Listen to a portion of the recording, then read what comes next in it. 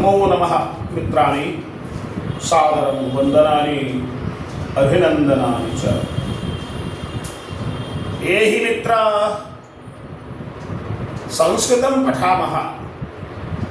संस्कृतभाषाशिक्षणस्य भाषीयकक्षायां पुनः अद्य भवतां सर्वेषां स्वागतम् अभिनन्दनं च। मित्रों, हम आज कई दिनों से कारक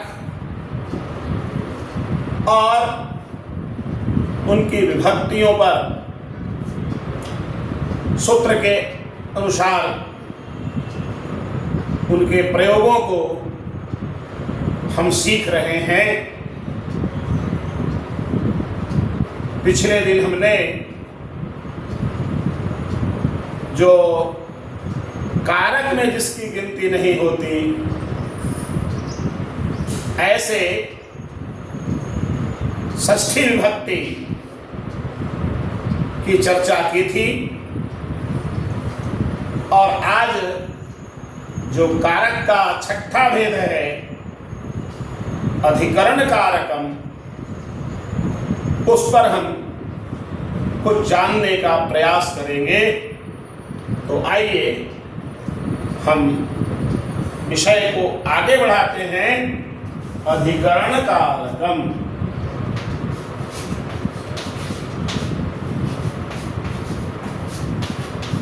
अधिकरण कारकम। तो इसको अधिकरण कारक क्यों कहते हैं? ये अधिकरण का मतलब क्या है? अधिकरण कहते किसे हैं? आपके मन में भी प्रश्न उठता होगा। तो ये अधिकरण के लिए पाणिनि ने एक सूत्र कहा है, और वह सूत्र है आधारोऽधिकरणम्।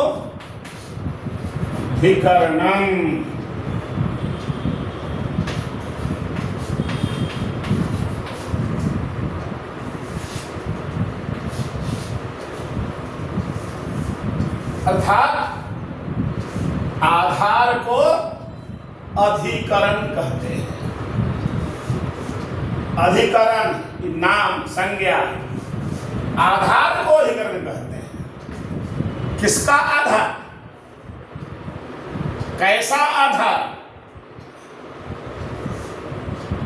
तो इसे हम ऐसे भी समझ सकते हैं कि कर्ता या कर्म का आधार या क्रिया का आधार जो है वह अधिकरण कहलाता है। उसी को हम अधिकरण कहते हैं। जैसे हम एक उदाहरण देखेंगे।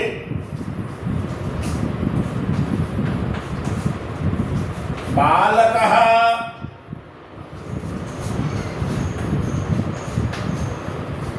आसने उपविशति।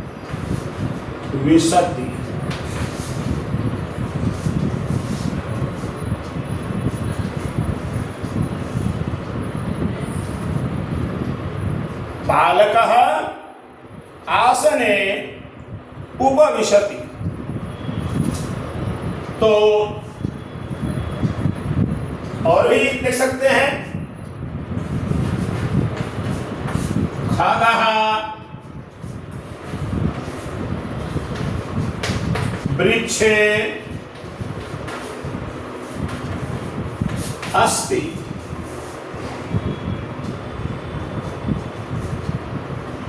अध्यापकः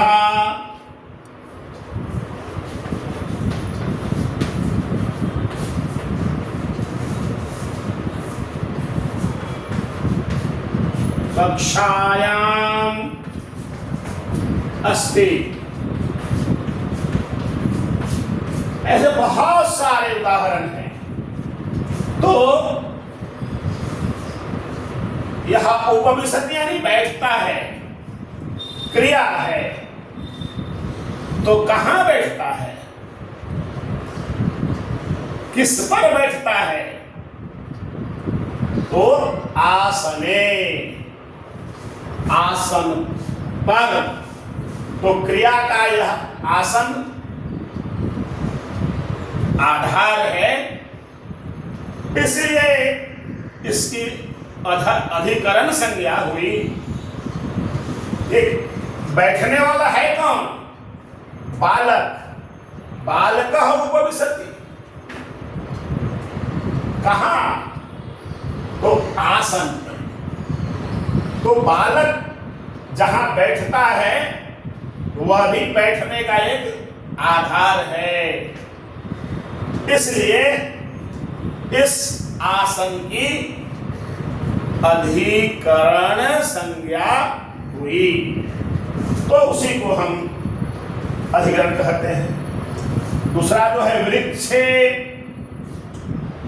खगः अस्ति, ये चिड़िया है कहां?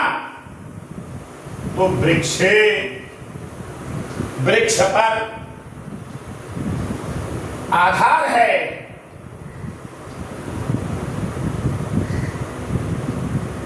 ये चिड़िया वृक्ष पर है, मतलब उस वृक्ष पर बैठी है, बैठने का आधार वृक्ष है। अध्यापकः कक्षायाम अस्ति, अध्यापक कहां है? तो कक्षा में। कक्षा एक आधार है। तो ये सब उदाहरण हैं। मित्रों, ये कई प्रकार के वाक्य हो गए। वास्तव में यह जो अधिकरण है, ये जो आधार जिसको हम कहते हैं, अभी हमने जो कहा कि आधार को अधिकरण कहते हैं, तो यह आधार ये भी 3 प्रकार का होता है। सब में एक ही नियम होगा ऐसा नहीं है। तो 3 प्रकार के इसके भेद होते हैं। और पहला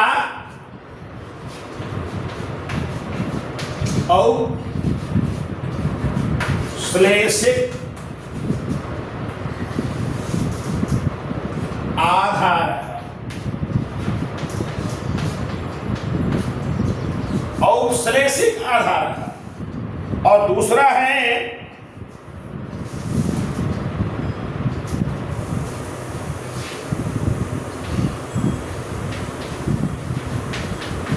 वैषयिक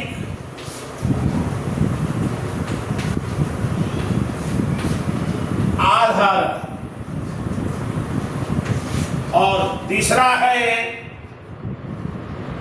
वह है अभिव्यापक आधार। अभिव्यापक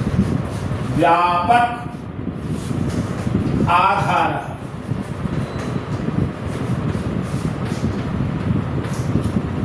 तो ये 3 प्रकार के आधार हैं। तो इन 3 प्रकार के आधारों को समझने के लिए हमको कुछ उदाहरणों को देखना पड़ेगा। पहला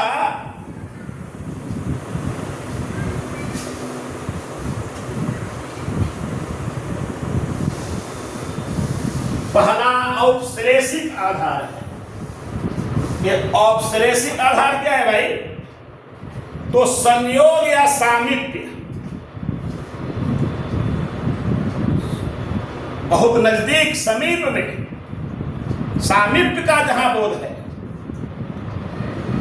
ऐसे आधार को औपश्लेषिक आधार कहते हैं।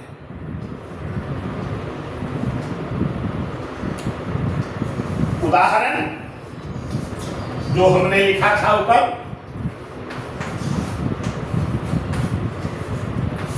बालकः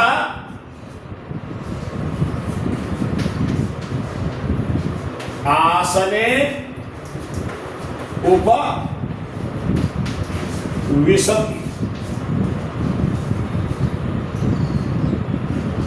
तो यहां आसन में और बालक में क्या है? समीपता है, निकटता है, संयोग है। आसन पर वो बैठा हुआ है, इसलिए ऐसे जो आधार हैं, खगः वृक्षे अस्ति, तो खग और आसन, वृक्ष, खग और वृक्ष में सामीप्य है।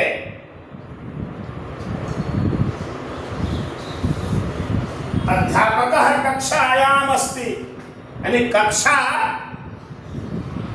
और अध्यापक में सामीप्य है, संयोग है, इसलिए उसे हम औपश्लेषिक आधार कहते हैं। और दूसरा वैषयिक आधार।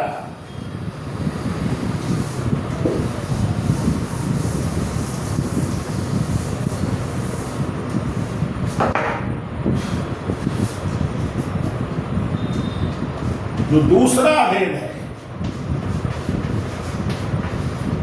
वैषयिक आधार, इसे भी समझने का प्रयास करें। ये वैषयिक मतलब है क्या?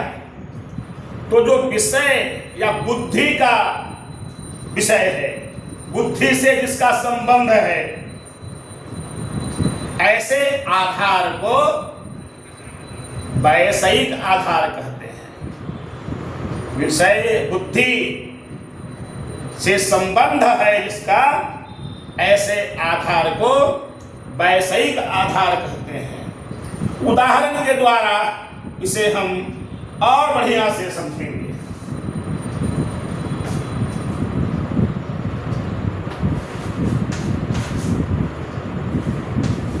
मोक्षे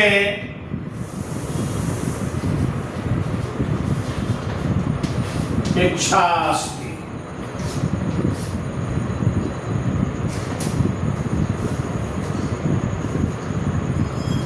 इच्छा, चाहना कहां से हो रहा है?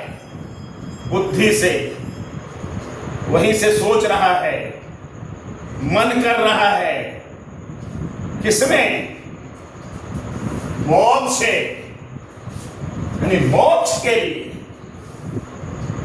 हमारी इच्छा है कि मुझे मोक्ष की प्राप्ति हो। तो मोक्ष की इच्छा शक्ति होने के कारण इस मोक्ष को हम वैषयिक आधार कहेंगे। दूसरा भी उदाहरण देखिए।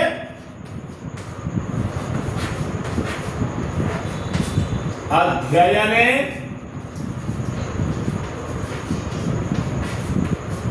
इच्छा अस्ति। इच्छा किसमें है? तो अध्ययन में। इसे अध्ययन भी यह बुद्धि का विषय है, इसलिए इसमें भी वैषयिक आधार हुआ है। और एक तीसरा जो भेद है वह है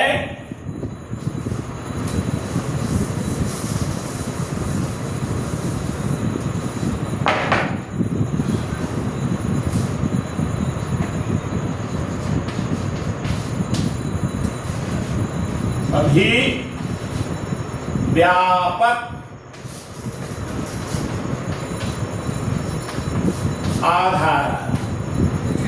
अभिव्यापक, ये जो शब्द से ही समझ में आ रहा होगा, यानी सब पूरा संपूर्ण अंगों में जो व्याप्त है, जो प्रत्येक अंग में विद्यमान है, जैसे शरीर है तो शरीर के हर क्षेत्र में रक्त क्या है, विद्यमान है। तो इसी प्रकार से बहुत से ऐसे पदार्थ हैं जो ऊपर से कुछ दिखाई नहीं पड़ता, लेकिन भीतर से उसमें प्रत्येक कण-कण में वह व्याप्त होता है। तो ऐसे व्याप्ति वाले को हम अभिव्यापक आधार कहते हैं। जैसे उदाहरण देखिए,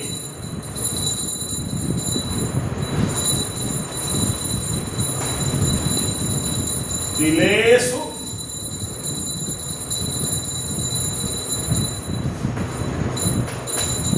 तैलम अस्ति।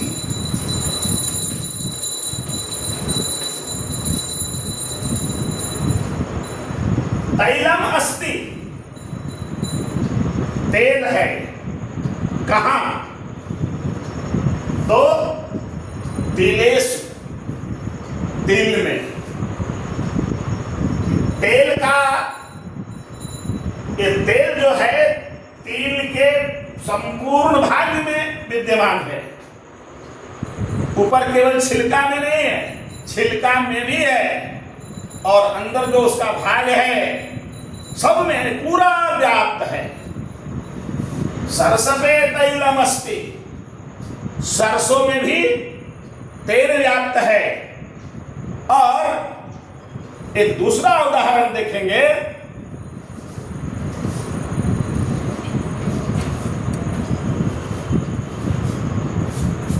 दधनी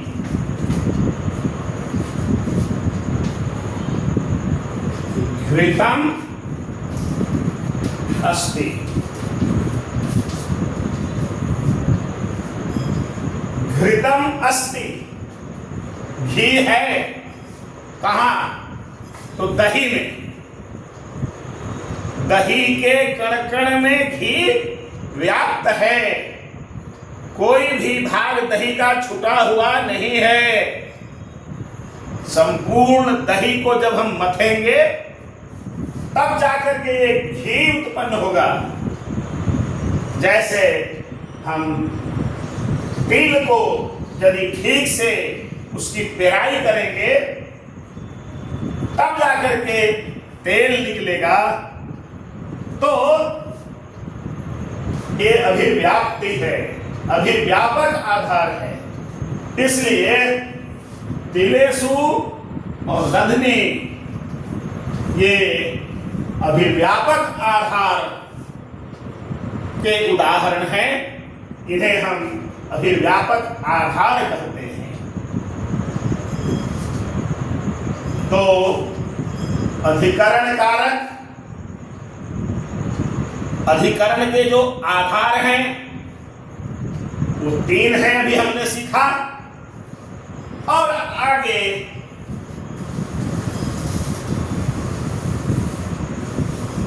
पाणिनि कहते हैं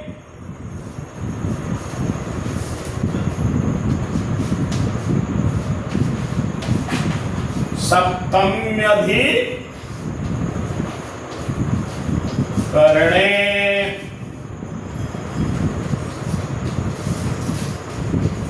सप्तम्यधिकरणे मतलब अधिकरणे सप्तमी।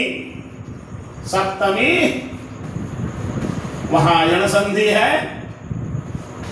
सप्तमी कहां? अधिकरणे, अधिकरण में। तो अधिकरण कारक में कौन सी भक्ति होगी? सप्तमी विभक्ति होगी।